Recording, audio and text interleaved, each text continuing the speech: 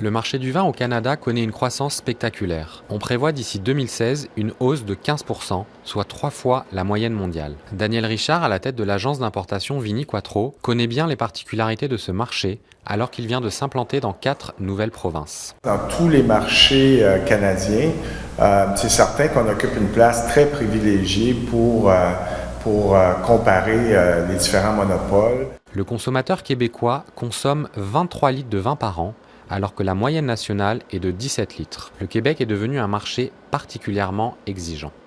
Des vins qui étaient acceptables pour la moyenne des Québécois il y a 10, 15, 20 ans ne sont plus acceptables aujourd'hui. Le consommateur est beaucoup plus exigeant et est à la recherche de vins de plus grande qualité.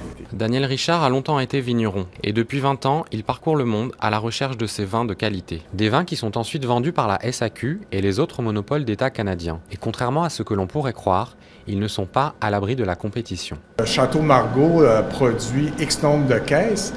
Margaux pourrait vendre ses grands vins en Russie, en Chine, et tous les monopoles canadiens d'ailleurs ont une responsabilité d'attirer la meilleure offre possible pour son consommateur à meilleur prix possible. Un prix qui est souvent reproché à la SAQ, car considéré comme plus élevé que dans les autres provinces canadiennes. Daniel Richard, qui parcourt le pays d'est en ouest, constate au contraire que la SAQ a développé un modèle performant qui la rend concurrentielle. Le Lianos, il est vendu moins cher au Québec. Il est vendu à 26,95 au Québec. En Ontario, il est 29,95. Mais dès qu'on sort de ces deux provinces-là, il est largement au-dessus de 30 voire au Nouveau-Brunswick, qui est à 36 $.